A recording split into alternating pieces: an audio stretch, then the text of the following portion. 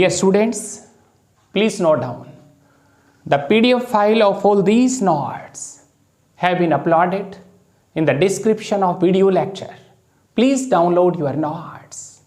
Today we will discuss some important characteristic features of muscles. In today's lecture, first of all, we will discuss antagonistic muscles. Dear students, antagonistic muscles. These are such type of muscles which act in opposition to others. For example, biceps and triceps. These muscles are present on this humerus bone of our forelimb. Particularly this biceps, it involves in the bending of this lower part of our forelimb on this upper part, while this triceps, it involves in the extension of, it involves in the straightening of our limb. It means these two sets of muscles, biceps and triceps, are antagonistic. This biceps is flexure as it bends this lower part of our forelimb on this upper part, while this triceps, it extends, it straightens our limb. So it is extensor muscles. It means antagonistic muscles. These are two sets of different muscles which are present on same bone, same point, on same area and act in opposition to each other. This biceps is flexure, while this triceps is extensor. Dear students, this one is triceps is extensor as it straightens the limb, while this biceps, it bends this lower part of the limb on this upper part. Some more examples of antagonistic muscles. Adductor muscle and abductor muscles. Dear students, adductor muscle.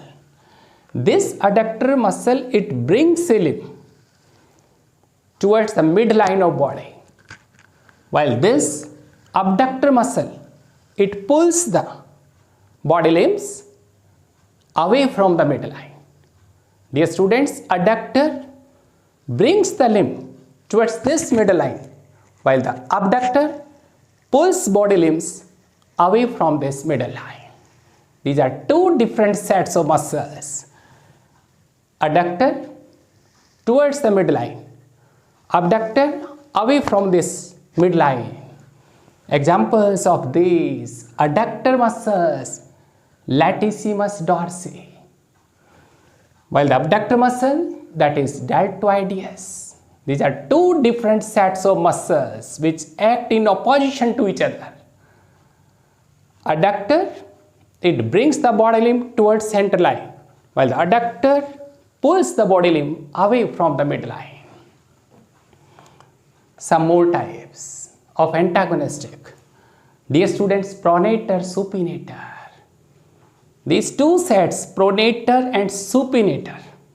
Pronator muscle, this muscle turns the palm downward, posteriorly. Very clear-cut example of this pronator is pronator teres, while the supinator muscle, it turns the palm upward, anteriorly. Supinator. Next type, elevator and depressor. Dear students, elevator and depressor. Elevator, it raises the body parts, while the depressor, it lowers down the body parts. Very clear-cut example in case of our lower jaw, the masseter muscle, that is an elevator. It raises this lower jaw to close the mouth. It is an elevator, the masseter muscle. Dear students, while the depressor mandibulae, that lowers down this lower jaw to open the mouth. Two sets of muscles antagonistic. One is elevator that lifts up this lower jaw to close the mouth, and the depressor mandibulae that lowers down this lower jaw to open the mouth. Another sets of antagonistic muscles, sphincter and dilator. Dear students, sphincter, it means this set of muscle involves to decrease the size of aperture, while the dilator, it widens, it enlarges the size of body apertures. Example, in case of pyloric sphincter. Pyloric sphincter, the sphincter muscle, it closes the aperture, while the dilator muscle that widens, that dilates the aperture. Next property of muscles, motor unit. Another very important point, motor unit. Dear students, as we know, the motor neurons which bring impulses from central nervous system and the motor neuron which innervates, that supplies the nerve fibers to our muscle fibers. Generally, one motor neuron, that motor neuron innervates, that supplies its nerves about 100 of muscle fibers. Generally, one motor neuron that innervates about hundreds of muscle fibers. As in case of this biceps, one motor neuron innervates about 1900 muscle fibers. It means these hundreds or thousands of muscle fibers act under one motor neuron, and this single motor neuron and this bundle of nerve fiber collectively constitute a unit, that is a functional unit, and that unit is motor unit.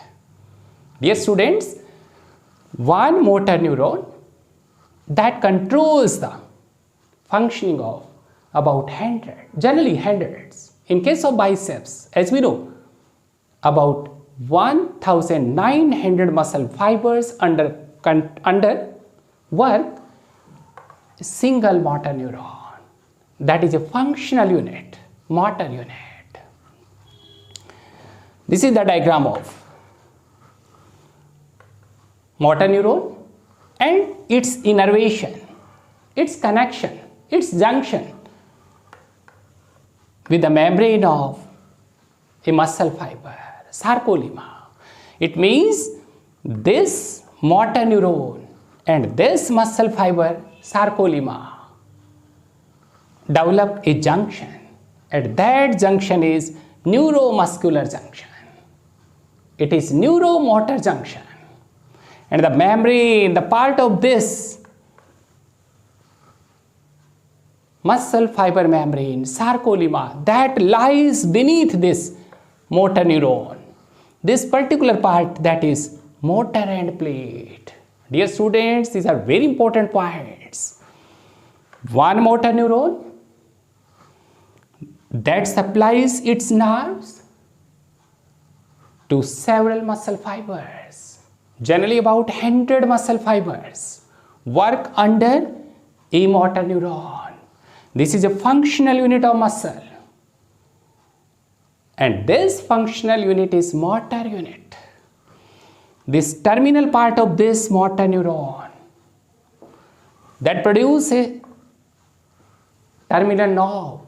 In this knob, synaptic vesicles are there, and these synaptic vesicles are filled with neurotransmitters, and these neurotransmitters are passed in this cavity, this synaptic cleft cavity, and here in this synaptic cavity, these neurotransmitters stimulate the membrane of muscle fiber, and that particular part of this membrane which lies beneath this motor neuron, that is motor end plate. And this entire junction is neuromuscular junction. Dear students, we have discussed antagonistic muscles. These are two different sets of muscles on a particular point, like biceps, triceps on this humerus bone, and which act in opposition, antagonistic muscles. Biceps, that is flexure muscles. It bends this lower part of arm on this upper part, while this triceps, that is an extensor. It extends, it straightens the limb. Dear students, this is the diagram of motor unit, in which a bundle of muscle fiber that works under a motor neuron. This functional unit of muscles is motor unit.